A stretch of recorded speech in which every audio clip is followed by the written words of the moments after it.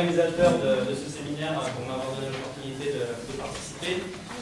Et je suis très heureux de pouvoir vous montrer un petit peu pourquoi je travaillais dernièrement. Donc, je vais vous parler des adaptations publiques espagnoles à la prononciation du français chez Berlaymont et Meurier. Du coup, je vais profiter de l'intervention de Fidel et Javier. Et Antonio, pardon.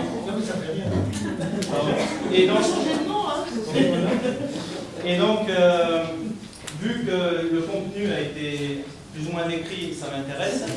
Et également le fait que c'est de ça que je vais vous parler, et surtout de la source. Je vais essayer de vous parler, en fait, ça va être une communication plutôt historiographique, donc de la source de ces sections de prononciation, et également de celles dont ils ont parlé à un moment donné quand ils ont parlé de Cornelius Valerius en 1556, n'est-ce pas? Vous avez parlé d'une section de prononciation dont je connaissais l'existence, il me semble que c'est la même, mais dans une autre œuvre, dans celle de l'imprimeur Grave. Alors je ne sais pas si c'est la même, la manière d'orthographier en la langue françoise, c'est celle-ci? Ça m'intéresse beaucoup. Donc normalement, vous allez avoir ces deux choses, ces deux copies. Ceci, c'est un tableau avec à gauche, donc en gras les auteurs et entre parenthèses les imprimeurs, d'accord? Donc les éditions en fait des œuvres de ces auteurs, avec les sections de prononciation, les 3 sections de prononciation dont je vous ai parlé en haut, qui sont donc pour apprendre parfaitement à lire la langue française, la manière d'orthographier la langue française et de la prononciation française. Donc les 2 premières font partie du vocabulaire de la série des Berlaymont, la 3e provient de Meurier, comme je vous en parlais maintenant. Et en dessous, vous avez donc la langue, la métalangue en fait utilisée pour décrire la prononciation. Donc il y a le néerlandais, le latin, et je vous ai signalé en rouge, tout le monde n'a pas de version en couleur, mais enfin, en rouge normalement, donc la langue espagnole, donc plus directement adressée à un public espagnol, et également tout en bas le catalan aussi. Vous avez également le catalan. Ceci, c'est un résumé en fait de la communication, de l'intervention, donc qui retrace l'histoire de ces sections de prononciation. Donc, je vais essayer de vous y faire référence de temps en temps. Bien, je vous ai dit qu'il y avait trois sections. La première, ça s'appelle en néerlandais, je ne sais pas prononcer, mais Dan Ontalik Letteren, et vous voyez le reste. Et donc c'est très long, n'est-ce pas? Et cette section apparaît dans l'édition de Berlaymont, la plus ancienne que j'ai pu consulter, c'est celle de 1527. C'est celle-ci que vous avez ici, ça ne se voit pas très bien, normalement on voit la couleur. Mais peut-être que c'est l'édition Princeps des Berlaymont, enfin on n'en est pas sûr. Donc ça c'est l'édition la plus ancienne dans laquelle j'ai pu trouver cette section de prononciation, le titre dont je vous ai parlé ici, et ça signifie plus ou moins en français, une traduction ça pourrait être ensuite une innumérable quantité de lettres que l'on peut prononcer ou proférer en français, partiellement ou complètement, en lisant et en parlant. Donc je rejoins la communication précédente, je vais profiter de ce fait, c'est que effectivement à cette époque, on enseignait plutôt à prononcer en lisant, c'est-à-dire la lecture, plutôt que comment se prononcer telle ou telle lettre, description phonétique. Cette première section, n'est-ce pas, compose de 9 règles. Une introduction plus 9 règles. Si vous n'allez pas le voir ici, certainement, mais vous avez les numéros des règles ici en lettres latines. Donc 3, 4, 5, etc. jusqu'à 9, n'est-ce pas? Et donc ces règles sont uniquement en néerlandais dans la première édition, uniquement en néerlandais. Et en dessous, en bas, vous avez la date de publication, 1527, ça ne se voit pas très bien. Bien, la deuxième section de prononciation, c'est la manière d'orthographier en langue française. Et celle-ci, donc on en a parlé aussi précédemment. Moi, je l'ai trouvé dans l'édition de Grave, la plus ancienne, en 1556. J'en reparlerai. Ceci, c'est la page de titre de cette édition. Et donc, la manière d'orthographier en langue française, vous voyez le titre en haut. C'est la plus complète de nos 3 sections puisqu'elle se compose de 10 pages de prononciation. D'abord quelques réflexions préalables et puis ensuite les lettres de manière alphabétique sans discriminer, donc consonne d'un côté, voyelle d'un côté, consonne de l'autre, mais de manière suivie alphabétique. Donc ça c'est cette section que l'on trouve en 1556. Et la troisième dont je vais vous parler, c'est celle qu'on trouve chez Meurier, et donc on a déjà parlé avant, publiée en 1558 cette fois-ci, donc 2 ans plus tard. C'est dans cette œuvre, mais effectivement publiée de manière conjointe, on trouve la brève instruction à l'intérieur, et dans cette brève instruction, eh bien, il y a une section de prononciation française, uniquement en français également. Donc la première section uniquement en néerlandais, la deuxième et la troisième uniquement en français. Ça, ce serait l'origine de ces sections. Voilà. Donc, quelle est l'évolution et les premières traductions de ces sections? Bien, commençons d'abord par la manière d'orthographier, celle dont je vous ai parlé en deuxième. C'est celle qu'on trouve chez Grave en 56 et puis dans toutes ces éditions postérieures. Mais aucune traduction. Toujours, la métalangue, c'est le français, ici. Par contre, Verbutagen, qui est un autre imprimeur donc, du vocabulaire de Berlaymont, la reprend en 58, peut-être en 4 langues. Le problème, c'est que l'édition de 1558 est incomplète. Donc, je n'ai pas pu consulter, donc, je l'ai consulté, mais cette partie n'apparaît pas dans l'œuvre. Et qu'est-ce qui peut me faire dire ça? Dans la table des matières, ça doit se voir très mal ici, mais on annonce tout d'abord les règles de prononciation qui apparaissent chez Berlaymont, c'est celle dont je vous ai parlé en premier. Ensuite, la manière d'orthographier et puis la prononciation de l'espagnol.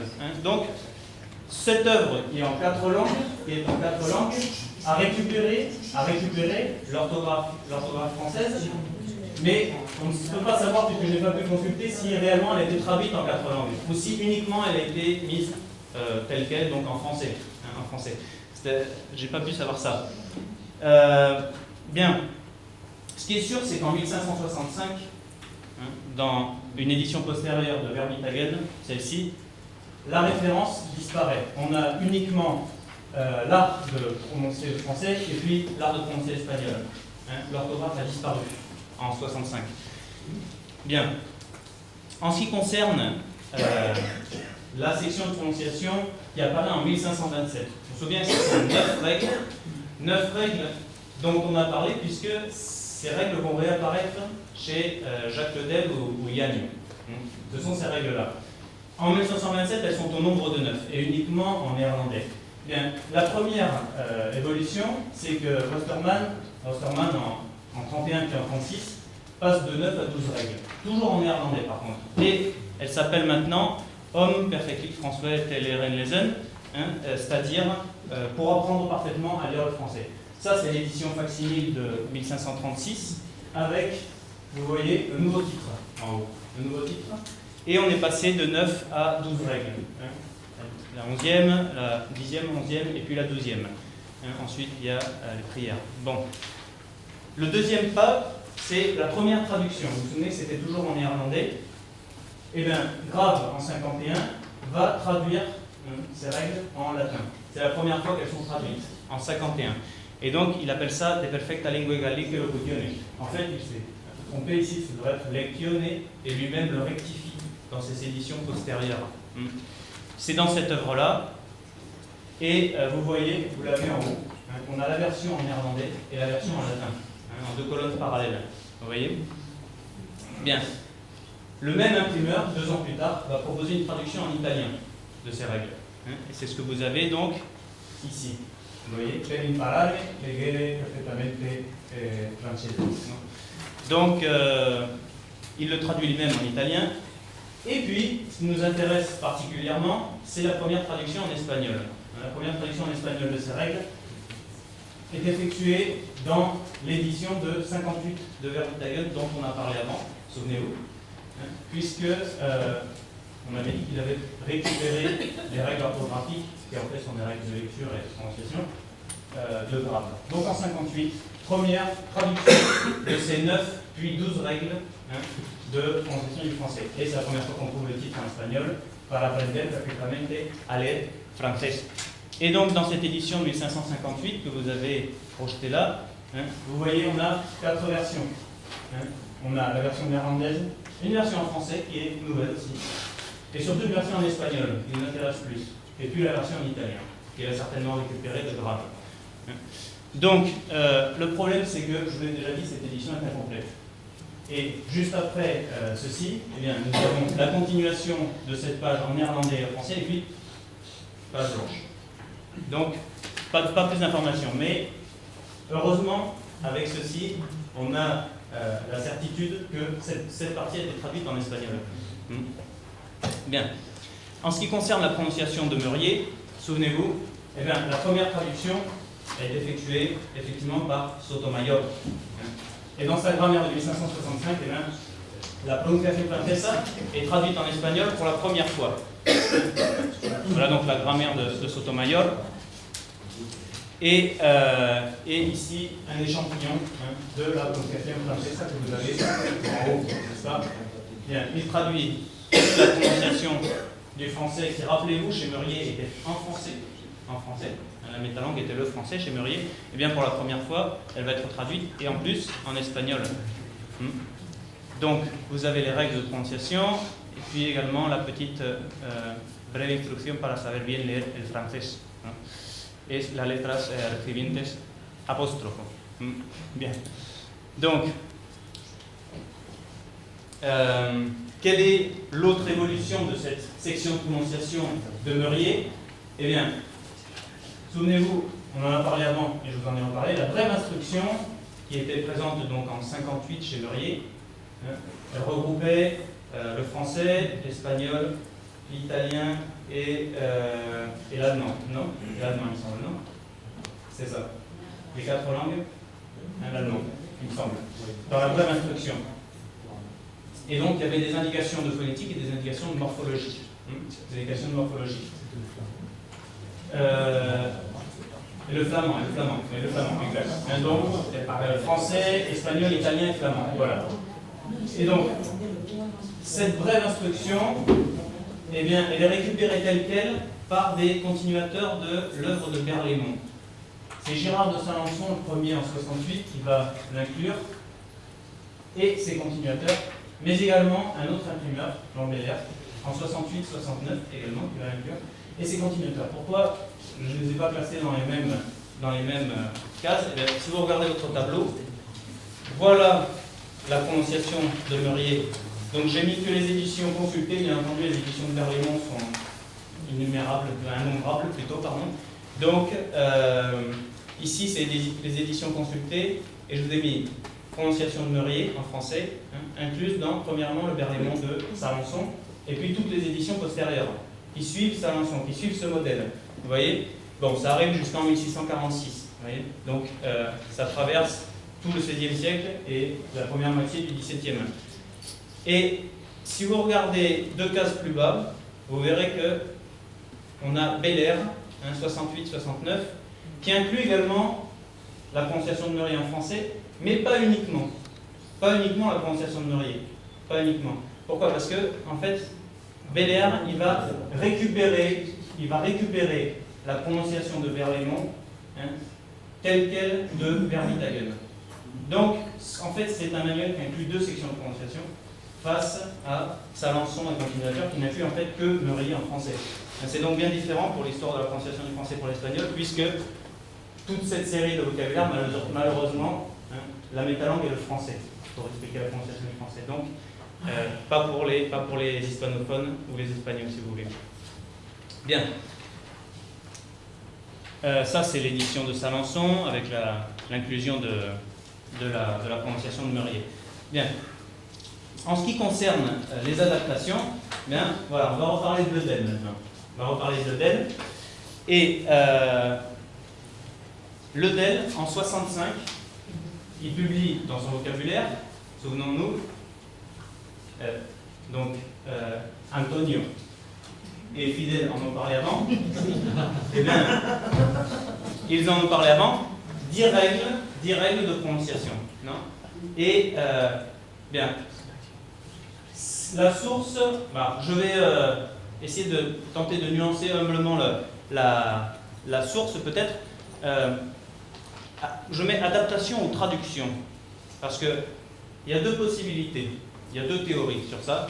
C'est que, tout d'abord, donc le vocabulaire de Liaño, vous le voyez, il aurait pu être, vous l'avez ici, traduction ou adaptation. Non? Pourquoi? Parce que il aurait pu effectivement traduire la version latine des éditions de Grave. Vous vous souvenez, Grave incluait le latin, le néerlandais ou l'italien, mais pas l'espagnol. Donc il aurait pu traduire d'une des éditions de Grave, mais on a vu avant que Verbuttagen en 58 publie déjà une traduction en espagnol. En 58. Et donc il aurait pu adapter la version espagnole de Verbuttagen. Bon. C'est difficile de trancher puisque d'abord la version le manuel du 58 est incomplet, celui de Verbuttagen. L'édition de 62, je n'ai pas pu la consulter. Selon Paolo Núñez, elle se trouve à Florence, mais pas encore possibilité de la consulter. Et l'édition de 65, le problème c'est que, elle est complète, mais le problème c'est que la date de publication est trop proche de celle de Ledel pour considérer que ça pourrait être sa source. Donc, qu'est-ce qui me fait pencher, pas qui me fait pencher, mais pourquoi il faudrait considérer les deux options, disons, parce qu'on ne peut pas trancher, moi je ne peux pas trancher pour l'instant, c'est que en comparant le vocabulaire donc de Liaño ou de Ledel avec celui de Grave et avec celui de Verbuttagen, eh bien, dans l'œuvre justement de la thèse de Paolo Núñez, il arrive à la conclusion que son modèle serait plutôt Verbuttagen en ce qui concerne le lexique. Donc il apporte une série d'arguments et il dit bon ben ça ressemble plutôt au vocabulaire comme il est traité dans cette œuvre-ci. Une des éditions, soit 58, soit 62. Mais lui-même ne tranche pas sur la question. Donc, si le lexique, si la source du lexique peut être ici, pourquoi pas la prononciation également? Pourquoi pas la prononciation? Bon, on peut se poser la question. Comme je vous l'ai dit, on ne pourrait pas trancher. Ce qui est sûr, c'est qu'il y a une réduction de 12 règles chez Liaño Passa à 10. Vous voyez, ça s'arrête à la 10e règle. Ce qui est curieux également, c'est que dans l'édition de 1565, on a déjà dit que ça ne peut pas être sa source, mais dans l'édition de 1565, la version en espagnol s'arrête à la règle numéro 10. Donc, c'est assez curieux quand même. On peut se poser la question de savoir si dans les éditions antérieures, c'était la même chose ou pas. C'est la même chose ou pas. Ça pourrait peut-être donner un argument dans ce sens-là. Bien, ça c'est l'adaptation des règles de Berlaymont par Ledel, qui passe de 12 à 10. Et la prononciation de Murier, qui, souvenez-vous, avait été traduite par Sotomayor, a une adaptation également faite par Murier lui-même, 10 ans plus tard, dans ses conjugaisons. Vous avez ici la page de titre. Dans ses conjugaisons, il adapte, il traduit sa section de prononciation du français en espagnol. C'est-à-dire que la métalangue, cette fois-ci, 10 ans plus tard, est espagnole. Mais par contre, il la réduit considérablement. De 4 pages de prononciation, on passe à 2 pages. Donc la réduction est assez considérable. Et cette version de Ledel, vous voyez, ça commence ici. Et la prononciation française, bon, française, ça devrait être un A certainement. Donc vous voyez, il y a 1 page, 2 pages, et puis simplement tout en haut, une petite. Donc 2 pages au lieu de 4. Ce qui est sûr, c'est que cette version s'est perdue. Cette version n'a été récupérée nulle part. Donc ici, il y a, disons que vous voyez, c'est ici sur votre schéma, c'est la traduction de Murier ici. Aucune flèche ne part de ce cadre puisque cette version n'a pas été reprise. Elle n'a été reprise par personne. Bien. À côté de ça, un siècle plus tard, on a un imprimeur catalan qui va récupérer la grammaire de Sotomayor et qui va la rééditer, mais en ajoutant quelques parties du vocabulaire de Ledel, entre autres la prononciation. Donc, qu'est-ce qu'on retrouve en fait chez la Cavalleria, Antoni, puisque c'est lui, en 1647? Là, on retrouve nos 2 sections de prononciation préférées, n'est-ce pas?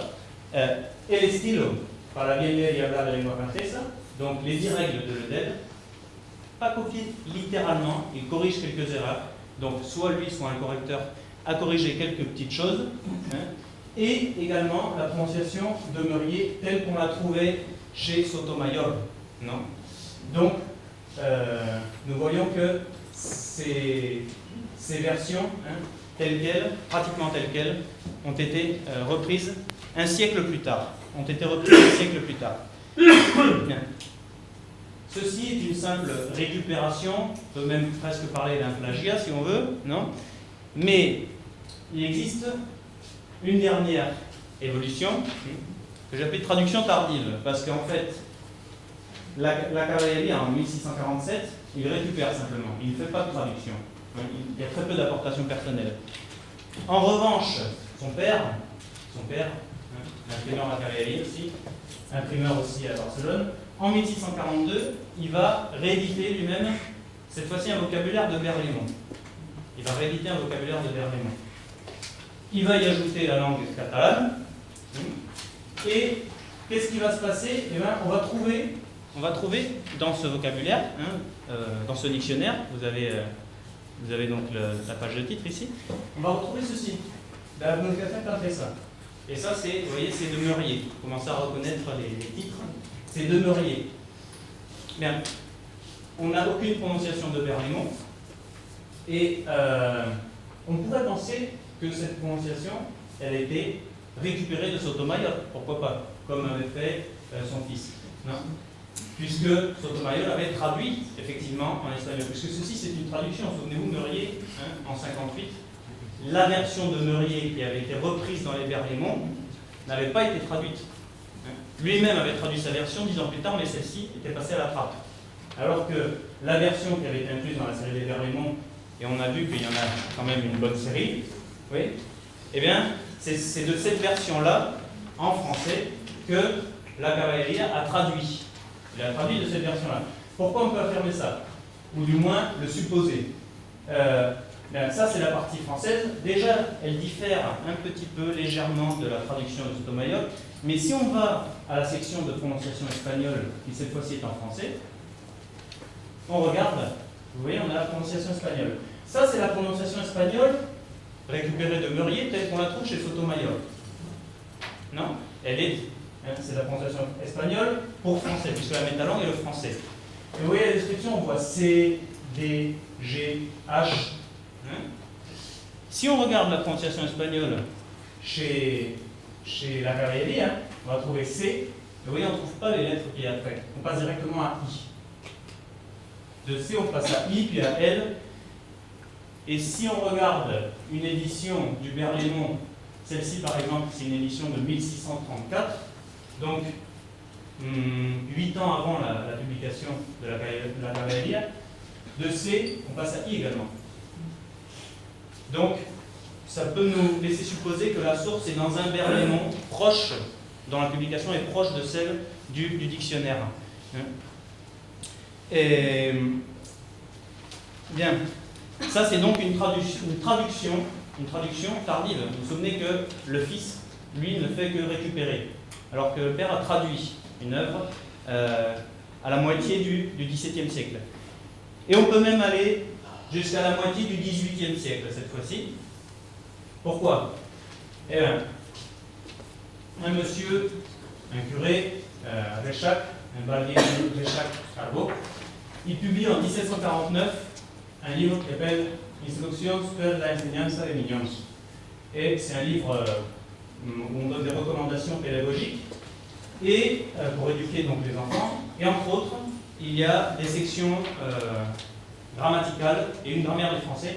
Et dans cette grammaire du français, il y a une section de prononciation. Il y a une section de prononciation. Bien. Il récupère la prononciation qui était dans l'œuvre de la Cavalleria. Mais lui, c'est nouveau puisqu'il est traduit en catalan. C'est la première fois qu'on trouve ces sections de prononciation traduites en catalan. Et qu'est-ce qu'il fait? Dans sa prononciation, d'abord, il mélange la prononciation de Meurier avec des explications de Pierre-Paul Billet, donc un grammairien qui est à cheval entre le XVIIe et le XVIIIe siècle. Et donc dans l'édition de 73 ou une édition postérieure, pas celle de 72, mais celle de 73 déjà. Puisque regardez, bon ça c'est la page de titre de... Regardez par exemple chez Rechac, donc déjà à la moitié du XVIIIe siècle, la description du thé. C'est un exemple pour illustrer donc ce mélange entre la prononciation de Murrier, présente chez la Cavalleria, 1647, et la prononciation de Billet, 1673 ou postérieure. Alors il dit le T à la fin d'un mot, un mot qui comporte plusieurs syllabes, eh bien ce T ne se prononce pas. Et qu'est-ce qu'il donne comme exemple? Il donne vertueusement, hardiment. Et il dit mais les noms, les monosyllabes, en fait, ce T va se prononcer. Et il donne des exemples net. Et regardez dans la prononciation, ça c'est la Cavalleria 1647. Et souvenez-vous, c'est Plagia de Sotomayor qui lui-même avait traduit Murrier.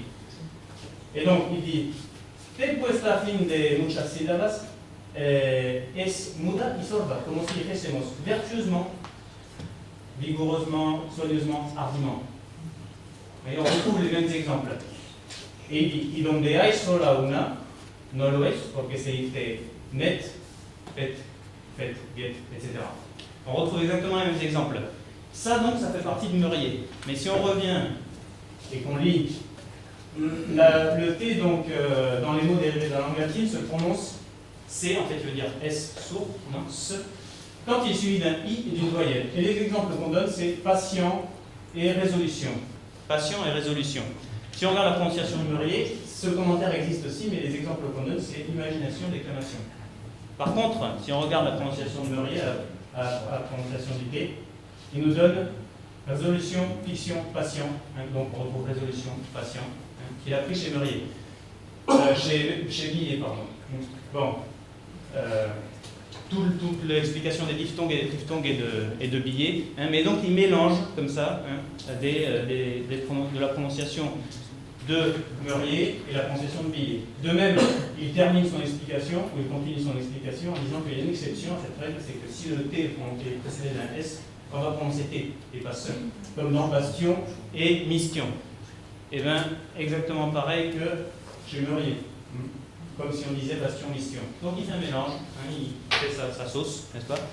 Et donc il récupère cette prononciation. En ce qui concerne la prononciation donc de Berlaymont, simplement on va faire une comparaison entre les exemples qu'on trouve dans une œuvre du milieu du XVIIIe siècle et la première édition qu'on a vue, c'est-à-dire Berlaymont 1527. Regardez les exemples qu'il donne. Précédemment, ce contenu a été décrit, et là, c'est quand il parle de la prononciation des consonnes finales, plutôt de la non-prononciation des consonnes finales. Non.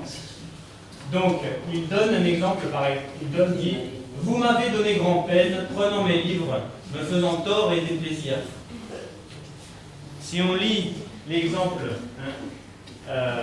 dans le Berlaymont de 1527, exactement pour le même type de recommandation, on va trouver « Vous m'avez fait grand tort quand vous m'avez pris mes livres. » Et qu'un exemple de 1527 se retrouve dans la moitié du XVIIIe siècle. Donc 220 ans plus tard. C'est quand même assez impressionnant, je trouve. Et donc simplement, je voulais simplement vous dire que donc on a constaté que des règles et des exemples de prononciation du français qui sont apparus au XVIe siècle, après de nombreuses traductions, remaniements, réadaptations, plagiats, etc. Ils ont survécu plus de 2 siècles. Et bon, juste dire qu'on sait bien que ces manuels plurilingues du XVIe ont la peau dure, puisqu'ils sont réédités des centaines et des centaines de fois. Mais en ce qui concerne la section de prononciation, on voit que c'est cette section-là qui détient le record de longévité, du moins en Espagne. Et c'est ce qu'on a pu voir aujourd'hui. Je vous remercie de votre attention. Merci.